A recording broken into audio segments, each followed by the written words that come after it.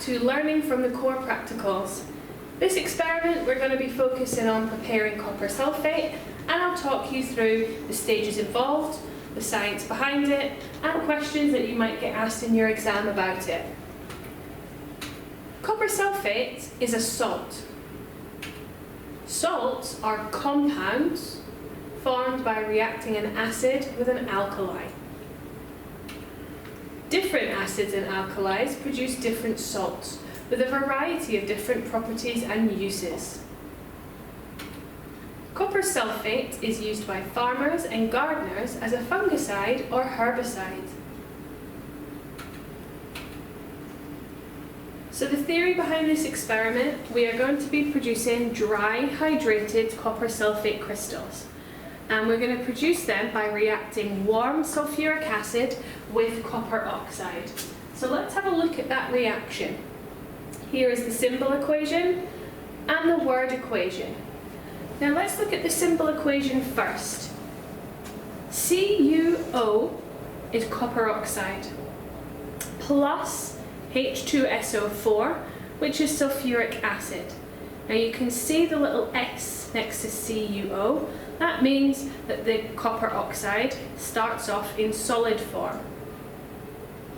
The little AQ in red next to the sulfuric acid, H2SO4, that tells you that the sulfuric acid is in aqueous form, meaning in solution. And that reacts to form, the arrow tells you the chemical reaction is taking place, the products on the right hand side. The products are copper sulfate and water, CuSO4 plus H2O. The CuSO4 is going to be in aqueous form, in solution, and the water is a liquid form. Now, any reaction with an acid and an alkali will always form a salt and a water. And a little tip for naming that salt, the first part of the name always comes from the metal from the alkali. So our copper sulfate, we know it's going to start with copper because that comes from the copper oxide, the alkali. The second part of the name from the salt comes from the acid. So that's why it's copper sulfate, because it's formed from sulfuric acid. If the acid we were using was hydrochloric acid, the salt would end in chloride. If the acid we were using was nitric acid, the salt would end in nitrate. And the other product formed is always water. Copper oxide, the alkali, is insoluble in water. So once all the sulfuric acid is used up, excess copper oxide remains. I'm going to show you what that looks like in a second, but it basically means once it's all reacted, you should be able to see leftover copper oxide. And we'll remove that by filtration. Okay, so let's start with the experiment. And we're going to do step 1, measure out the sulfuric acid and warm to 50 degrees. Okay, so let's do step 1. We're going to take our sulfuric acid. You can see it's corrosive, so I'm wearing my goggles to make sure I'm protected. And I'm going to measure 20 mils, carefully, of sulfuric acid. I'm going to add that into my conical flask.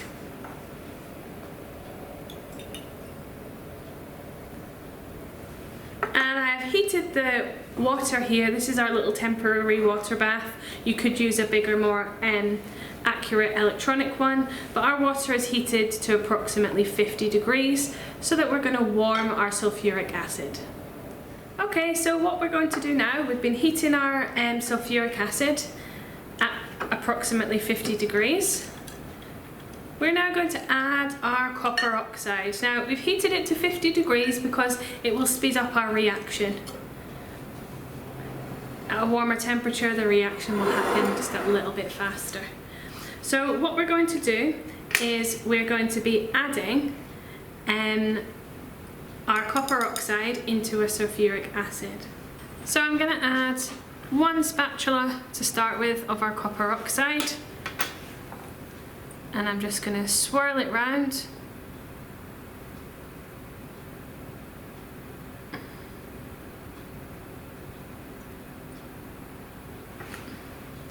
If it starts to disappear,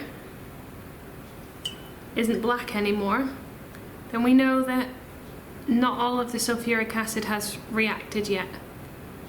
So I'm just going to keep swirling and waiting.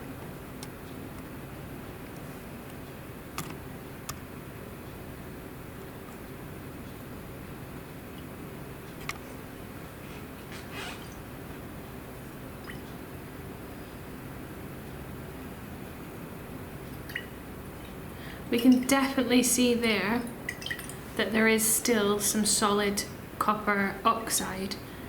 It's still that black colour, and there's still some solid copper oxide at the bottom of the beaker. I might add just a tiny spatula just in case to make sure that we've definitely got that in excess. We want all the sulfuric acid to have reacted. I'm going to swirl it around.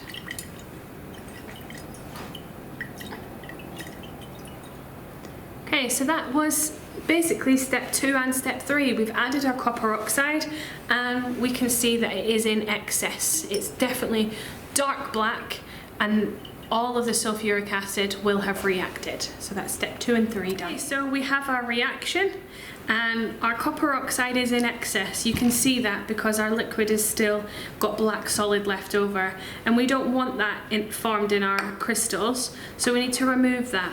So what we're going to do is we're going to filter away the solid copper oxide. So you fold the filter paper in half, you fold the filter paper in half again, or into a quarter now. You put that into the filter funnel, and you need to be very careful that you don't let the copper, your new solution, drip down the edges, down the side here, because otherwise you'll end up with more copper oxide in your solution, and we don't want that. So I'm going to pour that in. So I'll continue. You can see that our copper sulfate solution, the blue solution, is now dripping down. So we started off with a clear colourless sulfuric acid. We added our black copper oxide. They've reacted together to produce copper sulfate and water. So here we have our copper sulfate and water solution dripping into our conical flask. Now this bit might take a little bit of time, so I'm going to pause this for you just now and I'll show you it once it's finished filtering. Okay, so we've filtered the excess copper oxide. You can see that the black solid copper oxide has been left behind in the filter paper, so we can get rid of that now. And what we're going to do is we are going to, we've now got our copper sulfate, but it's in solution. This is copper sulfate and water, because remember, acid plus alkali gives you the salt and water. We want to remove this water. And how do we remove water from a solution? We evaporate it. So I'm going to put it into an evaporating dish.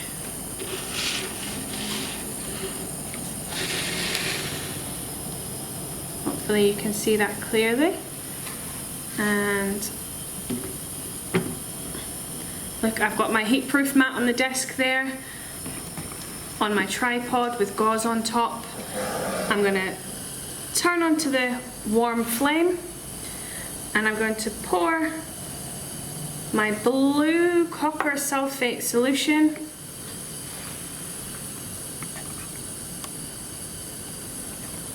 into the evaporating basin, and I'm going to heat that now until crystals start to form.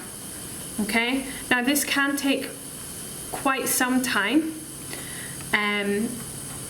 So you just have to be very careful. You never walk away from your flame and just pay close attention. If it does start to spit, and coming out of the basin when you're doing this, you can just turn the gas off, okay? Switch the gas off and then start heating it again. You don't want it coming out of the basin and you burning yourself. So you can see we're heating it. You can see it a little bit more clearly now. And what you will begin to see is around the edges, crystals will start to form. And when that starts to happen, you can then stop heating.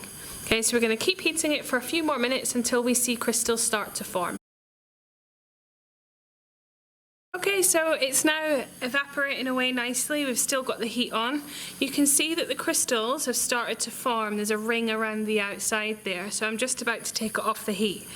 If you want to produce lots of little crystals, what you do is you heat it fast and you heat it for a short period of time. If you want to make large but few crystals, you heat it more slowly under slightly lower temperatures. So you can see here we've got some nice crystals starting to form, and the next step is we leave this overnight so that all of the water is completely evaporated. Here's another example of a sample that I've produced before. This was using a much more saturated solution of copper sulfate, and you can see we've got much larger crystals formed here. So now we've prepared our copper sulfate crystals. Let's have a look at some exam style questions that you might see based on this experiment. 1. Why is copper sulfate described as a salt? 2. Why is sulfuric acid heated? 3. State how you know that all the acid has reacted. And 4. 2 students completed this experiment. 1 produced lots of small crystals, 1 produced few large crystals. Suggest a reason why. Now that question is worth 2 marks, so remember you need to give 2 reasons. Pause the video now, and you can come back and check if you've got the right answer. Welcome back, let's have a look at the answers. So copper sulfate is described as a salt because it's produced by a reaction between an acid and an alkali. Why is the sulfuric acid heated in the experiment? To speed up the reaction between the sulfuric acid and the copper oxide. How do you know all the acid has reacted? When the black copper oxide stops reacting and it is in excess. Remember, we filtered that afterwards in the experiment to remove the excess copper oxide. And finally, question 4. 1 student produced lots of small crystals, 1 produced few large crystals. Suggest a reason why. The few large crystals were heated slowly under a lower heat. The small and many crystals were heated faster with a hotter flame. Well done for listening to that experiment. Feel free to watch the video and try the questions as many times as you want, and come back to any of our other experiments on the school's YouTube channel.